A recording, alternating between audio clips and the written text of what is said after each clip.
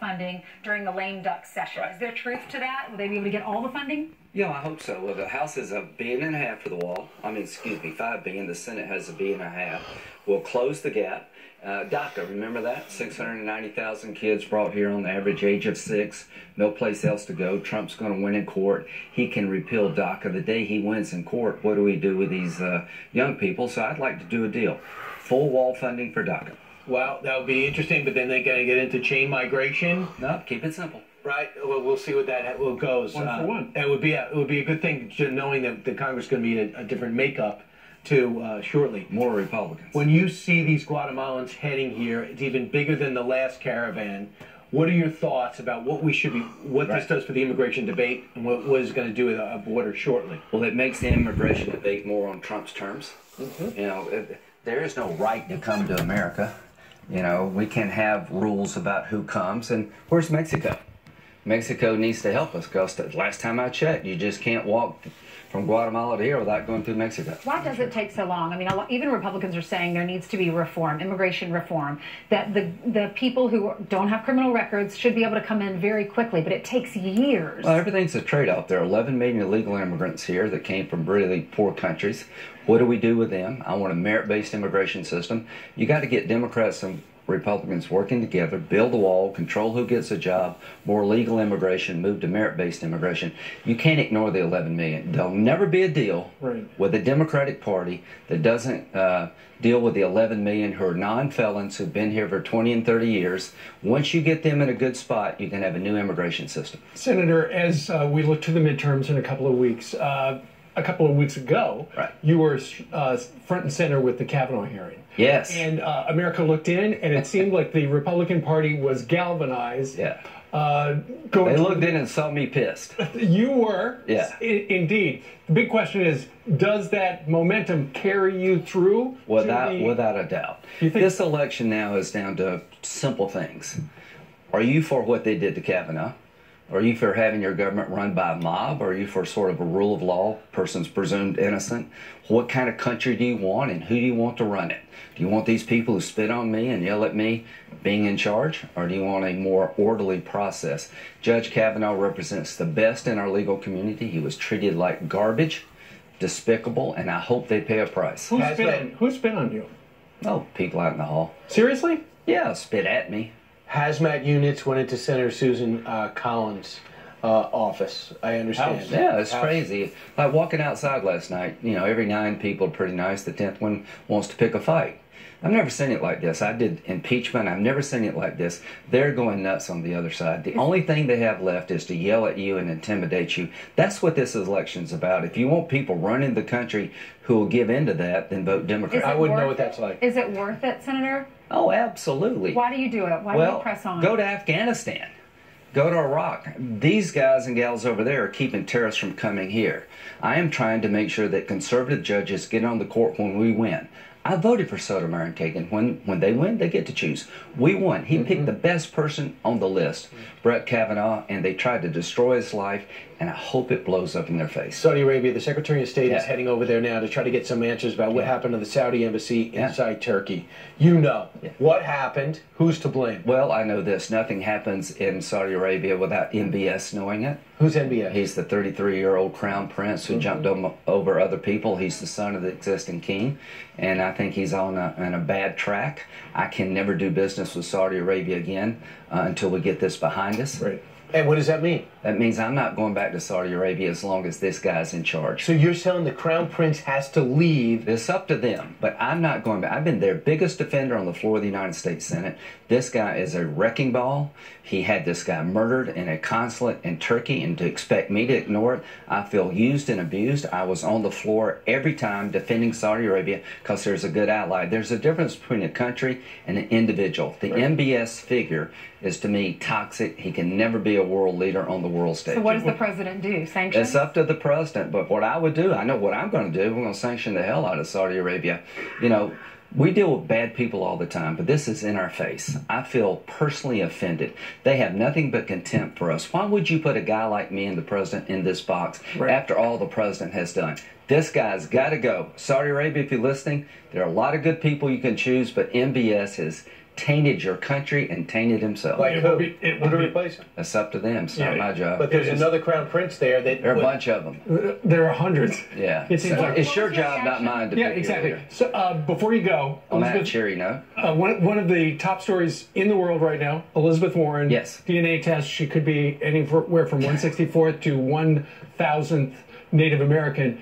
You have a challenge. I'm going to take a DNA test. All of you have. I've been told that my grandmother was part Cherokee and Indian. It may all be just talk, but you're going to find out in a couple of weeks because I'm going to take this test. You are going to take it. I'm taking it, and the results are going to be revealed here. This is my Trump moment. This is Why do you reality want to TV. take? Why do you want to I'm dying to know. Because I'm dying. You know, I didn't really think much about it, but she's less than 1/10 of 1%. I think I can beat her. I think I can beat her. Right, and if you do beat her, will you ask for $1 million from the president too? No, I want a casino and a $1 million. So casinos on the line. Real quickly, Pastor Brunson, he's from North Carolina, God bless him. came back. What's your reaction? Well, I met with Erdogan about 3 months ago. The president did a great job. He should never been in jail. I'm glad that's behind us. Better days with Turkey, Saudi Arabia. The only way we're going to have a better day is to clean up this mess they created. Big story is the president's getting better and better at being president. Have you seen this? He told me he was getting better. Yes. I mean, he's like having so much fun doing it. He's rocking it. It must Keep be it true up. then. All right. Keep it up, Donald. Lindsey Graham, thank you very much. Come back in a couple of weeks and Yeah, we'll take a and look. We'll find out who you really are. I'll probably be ringing. That'd be like terrible. Oh, they're great people, just bad leaders. Yeah, bad leaders. All right. I'm not in the Ayatollah branch yet. Okay. All right. Meanwhile, 20 minutes before the top of the hour, look at this new rap video. It depicts our First Lady as a stripper. Is that okay with you? A discussion on the other side of this timeout. And it's becoming a trend to ditch the Pledge of Allegiance. But we're never going to do that. In fact, we've got the orchestra on Fox Square performing a special Pledge of Allegiance song just for you.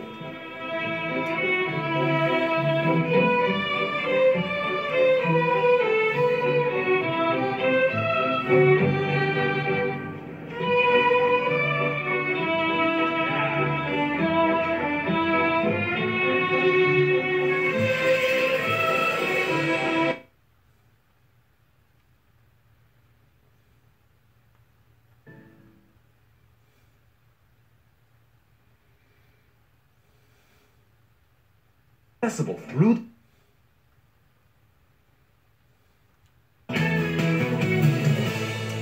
Good morning, welcome back. Take a look at this insane video of a plane landing sideways in 50-mile-per-hour winds. The TUI Airlines flight landing in Bristol Airport in England. When look at this, it starts rotating to the side as it approaches landing. The pilot was able to make an incredible safe landing. No word on if there were people inside that plane. Wow. And Republican Senator Orrin Hatch revealing his DNA test results after Elizabeth Warren's fiasco, and apparently he's hatched from an egg. The senator tweeting, quote, DNA test results, one 1,032nd T-Rex, the rest other dinosaurs. The jab coming after Warren took a test to prove her Native American ancestry. And those are your headlines, guys. Down to you. So he's saying he's a dinosaur. Saying he's a dino. All right. Thank you very Thanks, much. Carly. So many in the rap community were not happy, or the music community were not happy, that Kanye West showed up at the White House and hugged the president and gave his speech about why he supports the president. One rapper in particular has stood out. He has. T.I. is a rapper based in Atlanta, and he put out a new 1-minute teaser of his video. And he tweeted Friday, "Dear 45," referring to Donald Trump, "I ain't Kanye." And this is the video where he is in the Oval Office, and that woman, who is certainly wearing a coat that Melania Trump has worn famously, is a stripper. Yeah, so many people are upset about this. I know Melania, her spokesperson, released something. They're outraged about it. And that's kind of the double standard here, that everyone was upset when Kanye walked into the Oval Office and met with our commander-in-chief, but yet when T.I. releases a video and they have a woman that looks like Melania in the Oval Office, and eventually she gets up on the desk and she gives him a show, and no one's complaining about it. Well, more people are probably downloading his music now. Melania's spokesperson, Stephanie Grisham, tweeted this out. "How is this acceptable? Hashtag disgusting. Hashtag boycott T.I." Yeah, I mean, in particular, this happens 48 hours after, or let's say 1 week after the First Lady said, "I am the most bullied person in the country," and everyone said, "Well, not really." really, it doesn't stop. And many people are upset by it. So where are the other first ladies? Why aren't they standing with Melania? That's what Rachel Campos Duffy asked. This is the most exclusive club in the world, and it includes Mrs. Carter, Michelle Obama, Laura Bush. And I keep asking, where are they? I mean, this is the ultimate sisterhood, if you will, and they have been silent on the treatment of Melania Trump. And it's actually shocking to me. In the case of Michelle Obama, she actually has incredible political and cultural power at her fingertips to stop this. It would take one visit to Ellen, one visit to Jimmy Fallon or Kimmel Show, or a tweet to say, knock it off, lay off the president's family, especially our first lady, and it would end. Or Dr. Yeah, she's Oz not or our Dr. president. Oz. She should be off-bound. They shouldn't go after her for wearing high heels or flats or wearing a jacket or portraying her that way. She didn't run for office. She's the first lady. It will just take one tweet, according to Rachel Campos Duffy from one of the first ladies. Stay tuned for that. Yeah, I mean, Snoop Dogg was shooting the president. People were outraged by that, but this is somebody that should not be in the line of fire. This is his family. Right. 13 minutes before the top of the hour. Well, it's becoming a trend to ditch the Pledge of Allegiance, but we'll never do that. We have got an orchestra on the Fox Square performing a special Pledge of Allegiance song. That's coming up next. But first, here is a preview of what happens at the top of the hour. Hey, Sandra. Good morning, Steve Ainsley and Brian.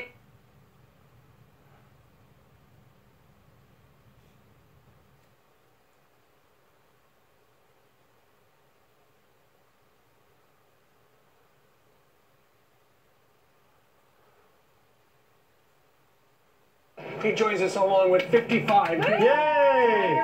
Wave, yeah!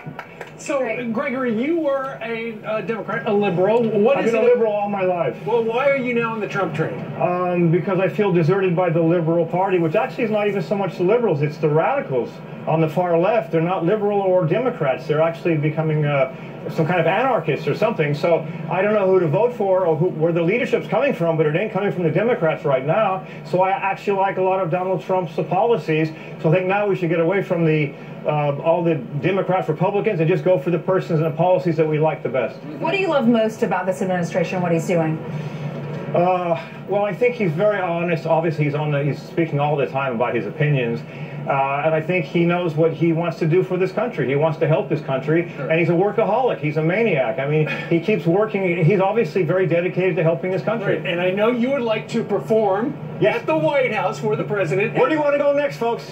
All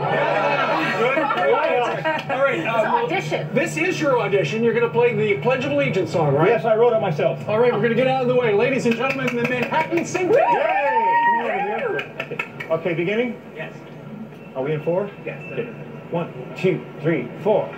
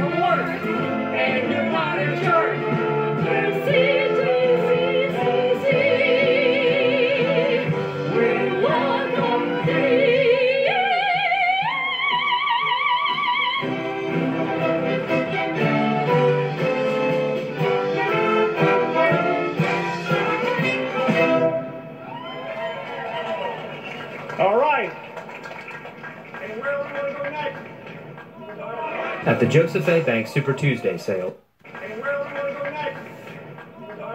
At the Joseph... That was definitely different. I'm going to let my viewers use their own imagination, or whether or not they think that that was credible enough to be played at the White House or not. It's definitely beyond tradition of what we are accustomed to hearing. So, like I said, I'm not going to be opinionated on this song, and I'm going to let my viewers use their own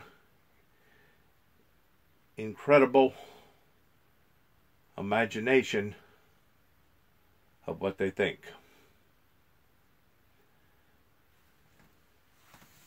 Coming from the Windmill Ministries Missions here at 291 Thompson Road, we thank you for listening.